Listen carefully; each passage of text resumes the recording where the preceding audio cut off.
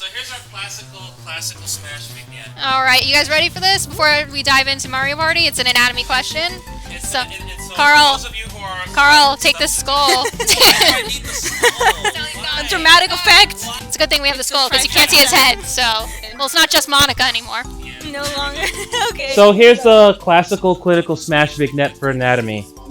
During a normal Smash Ultimate match, a Captain Falcon is busy trying to win a free-for-all match against a Dr. Mario, a Link, a Chrom, and a Lucina.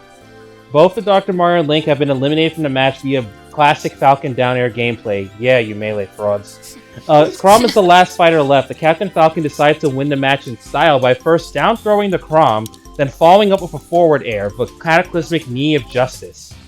The Chrom forgets to dodge, no time to tip the scales, and the red death screen appears as he is hit square in the lateral thorax by Falcon's knee.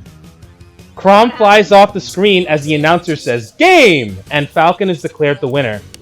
However, as the next match is commencing, Chrom is seen struggling to breathe and is complaining of chest pain as he inhales. Dr. Mario rushes to his aid and percusses his lungs, diagnosing him with a hemothorax.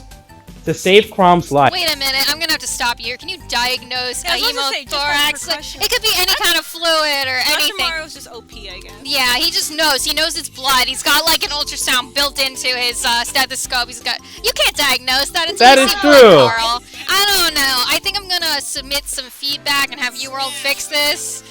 This needs to be fixed. This needs to be upgraded. We don't stand for this kind of quality here. All right, so let's just put in here, footnote Dr. Mario gets like a little needle thing, and he suctions it up. He sees blood. Oh, it's hemothorax. He did a thoracentesis? Yeah, he percussed it. He percussed. He saw, oh, it's a dull sound. That's some sort of fluid or something in there. And then later they saw it was blood, and we know it's hemothorax. All right. Continue, fine. Professor D. To save Chrom's life, Dr. Mario solemnly makes a decision to perform a tube thoracostomy.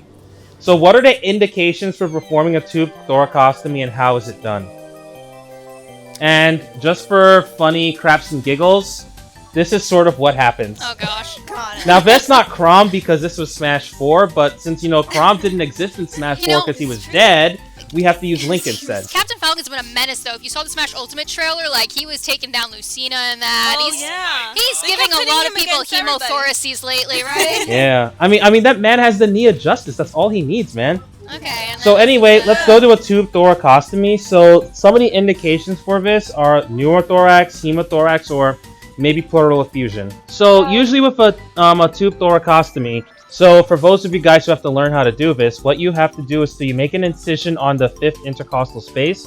You can use Mr. Pointy as a demonstration tool. So around here is the T5, and then you basically go to the mid axis. But it's different if it's the mid-axillary versus the mid-clavicular one, Right, 'cause If it's mid-axillary, it's in the 5th or 6th space, Yeah. correct? But usually they try to go for mid-axillary. They usually lift the arm and they go underneath the arm for that usually. So then you make an incision there, but if you have time, you can use some lidocaine and make sure you inject a little above the bone because that's where the vein is located. The vein, the artery, and the nerve. So that's what you anesthetize. Even when you cut, you make sure you go a little bit above the bone so you can avoid that area. People who should know more about tube thoracostomy should tell me because... Well, actually, what happens is in an emergency situation, and you learn in your surgery rotations, if you're in a pinch, like if somebody's hemodynamically stable, then what you want to do first, you want to get a needle. So we want to do a needle thoracostomy to start draining some of that fluid out.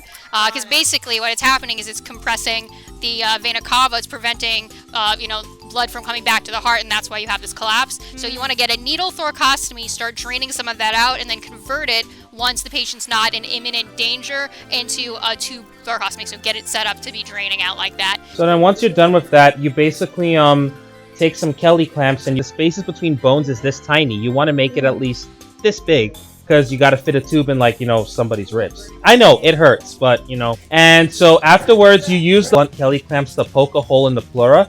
Now, if you remember something, when there's fluid in the pleural space, the lung can't expand properly. So unless you're stabbing them like this, which hopefully you're not doing because you're a nice and capable doctor, you're not going to hurt their lungs. All right, well, thank you, Professor D. That was great. Yeah. so much.